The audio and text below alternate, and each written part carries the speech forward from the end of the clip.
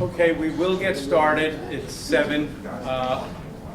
Thank you all for being here. I think we'll still have some stragglers, unless everybody's still recovering from the party yesterday.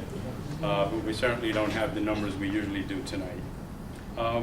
If you'd please stand, we would like to open with a prayer.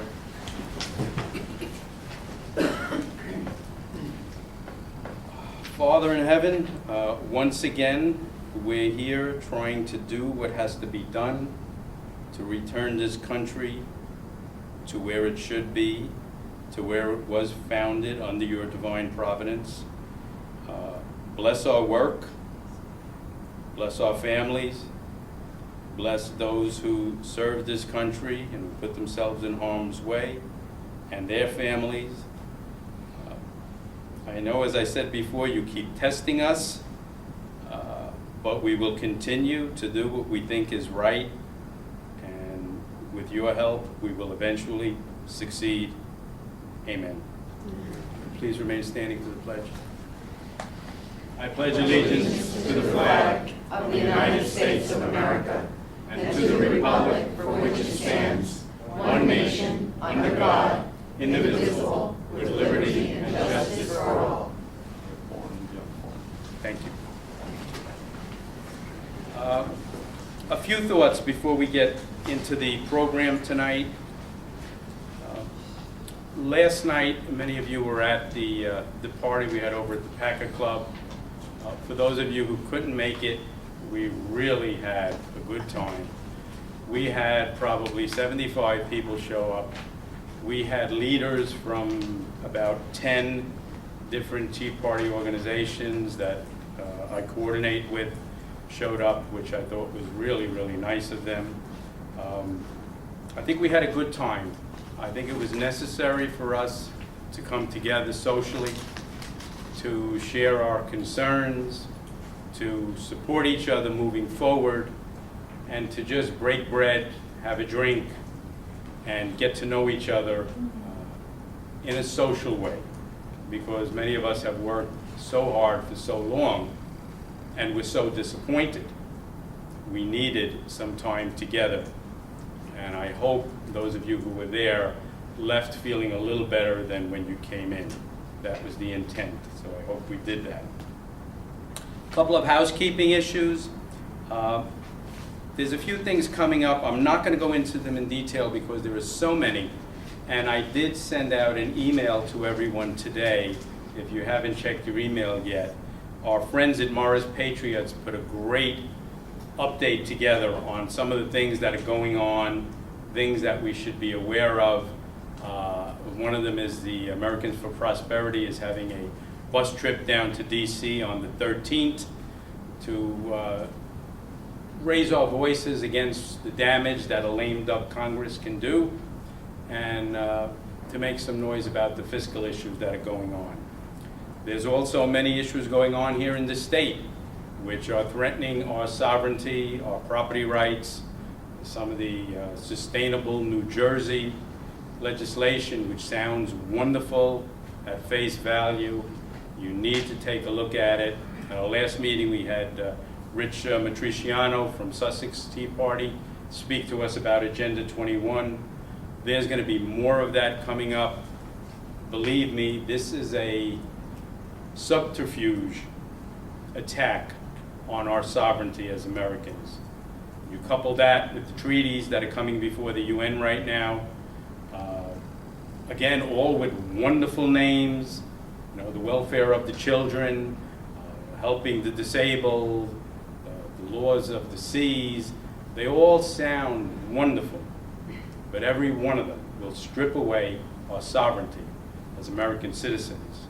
And as I've said before, they can be signed by the president. If they get ratified by the Senate, they have the force of an amendment to the Constitution.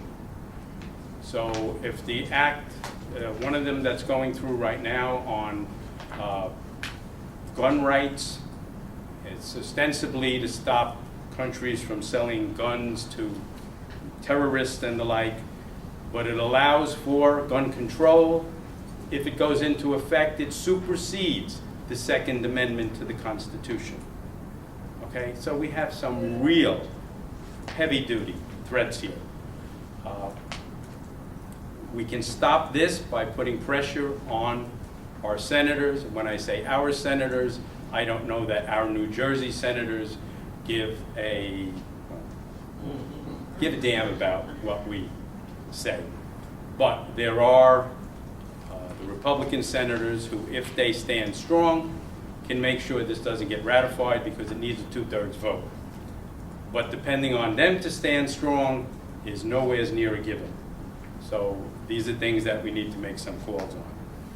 Again, I'm not going to go into more detail on that because I sent you the email, and believe me, there's so much information there you can get literally drowned in it. But what the left and what the administration is trying to do is overload the system, and they're doing a good job of it. And it keeps us playing catch up rather than on offensive. But that's where we have to be until we can turn it around. So please read through that and see what, you'll find something that interests you. Get involved in that. A couple of thoughts, and these are things I spoke about at the meeting at the party last night. Some things that have come to me regarding what happened with the election and moving forward. And for those of you who were there last night, forgive me for repeating it, but there are some here who were not there last night, and I think some of it deserves repeating. What I was saying is we have focused on politics, strict politics, getting out the vote in the last few months before the election.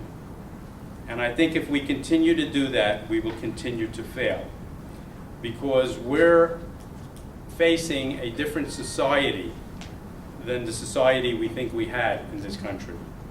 We're facing entitlements, victimization, instant gratification, class envy, racial divide, all perpetuated by this administration. And I said the left plays into this every day. So we can't hope to turn around an electorate in the last 6 or 8 weeks of an election after they've been bombarded with a change in our culture and a change in our society. We have to commit to a 24/7, 365-day-a-year recapturing our culture, recapturing the society that we feel is the American society. If we don't do that, when we go knocking on those doors and making those phone calls, and those people have been brainwashed, we're not going to get them to come out. We're not. Our focus, our battle, in my humble opinion, has to change. And I think we have to get our ideas across in a better way. We can't use harsh, damning rhetoric on people.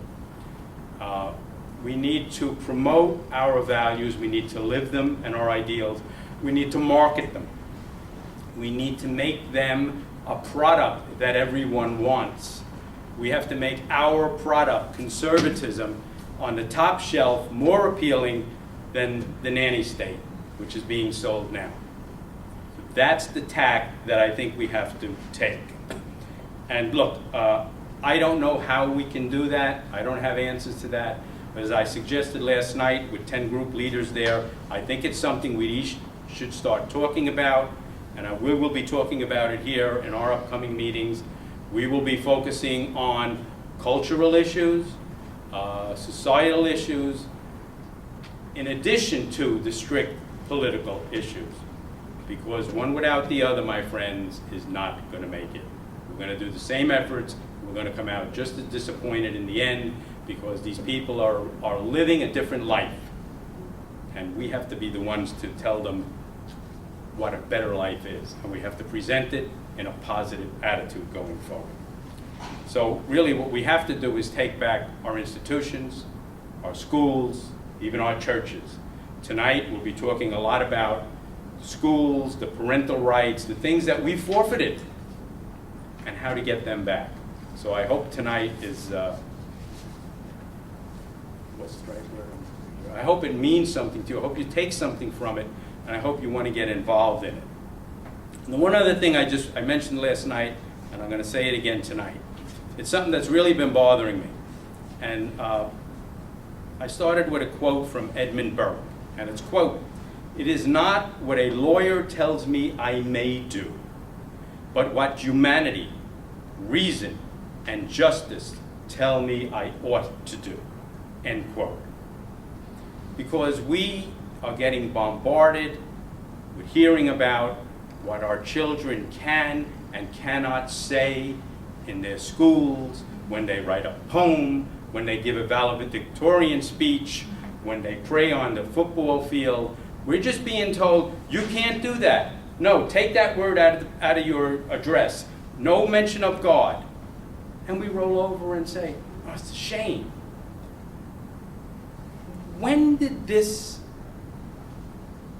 we decide that it's okay for other people to tell us what we can and cannot say, what we can and cannot believe in public, what our children are allowed to say, right?